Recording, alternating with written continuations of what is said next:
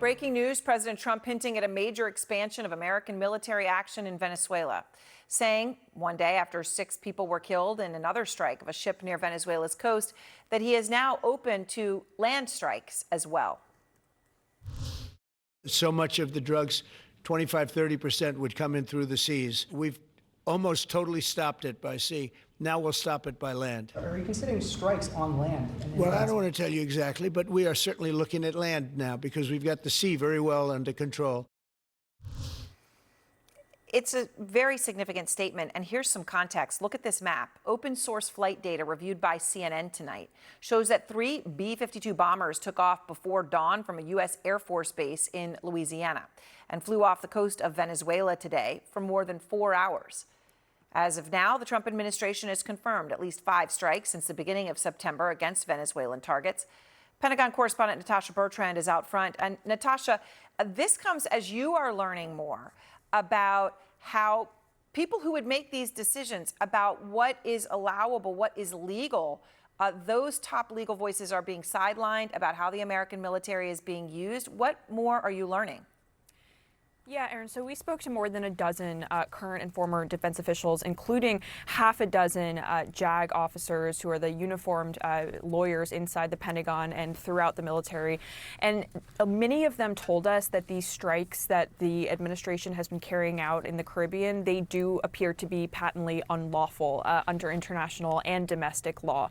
And that is part of the reason why we're told there have been a lot of concerns raised within DOD's Office of General Counsel by several of these international legal experts inside that office about these strikes, raising questions about their legality. And in fact, we're told that the top international law expert in the Pentagon's Office of General Counsel has actually been reassigned out of that office altogether and has been cut out of those very important discussions. Now, DOD at this point, we're told, is relying pretty much entirely for these strikes on opinion that was produced by the Justice Department, and that which gives the president really sweeping, broad authority to carry out these kinds of military attacks in the Caribbean that frankly has made a lot of people inside the Pentagon, including many of those lawyers, deeply uncomfortable. Now, I should note the Pentagon, in a statement to us, they denied that there was any opposition to these strikes in the Caribbean, and the White House as well told me that these strikes are going to continue because the president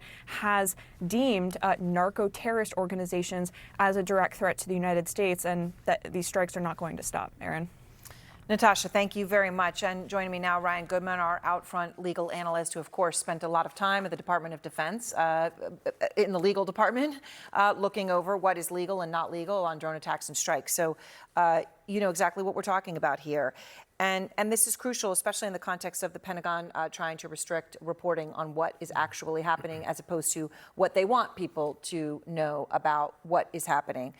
Is there a legal basis for strikes on these strikes, especially now that we see these B-2 bombers taking off and flying off the coast, and the president saying that land strikes are on the table? I can't see any legal basis for it. I understand why lawyers inside the Pentagon can't either, as being reported.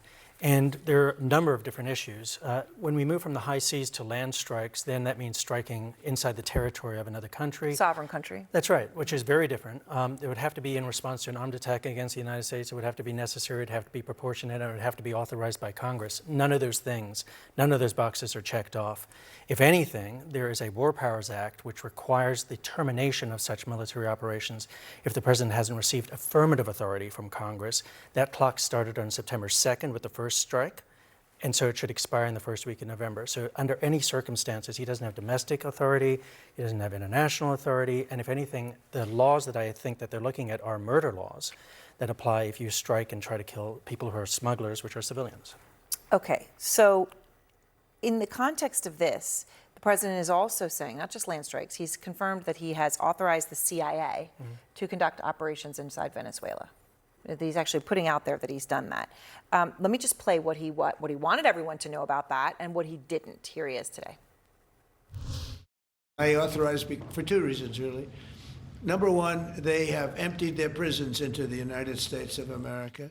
They came in through the Well, they came in through the border. And the other thing are drugs. We have a lot of drugs coming in from Venezuela. And a lot of the Venezuelan drugs come in through the sea. Does the CIA have authority to take out Maduro? Oh, I don't want to answer a question like that. That's a ridiculous question for me to be given. It's kind of fascinating, Ryan, because, of course, it's not a ridiculous question. When he's been striking without authority and saying he's going to strike on land, that obviously the most obvious question is whether, if you're putting the CIA in, it's about the current dictator in Venezuela. Right. I think he should have answered the way a normal president would answer those questions, which is, I'm not going to say anything about anything. But he actually started to answer the first question, which is that, yes, he has authorized certain I CIA authorized actions. for 2 reasons. That's right, which is remarkable. The whole point of doing CIA work is that it's covert and not acknowledged as the United States whatsoever.